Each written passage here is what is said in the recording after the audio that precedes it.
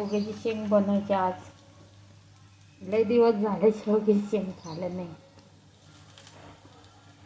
पहिलं दाल टाकायची, थोडं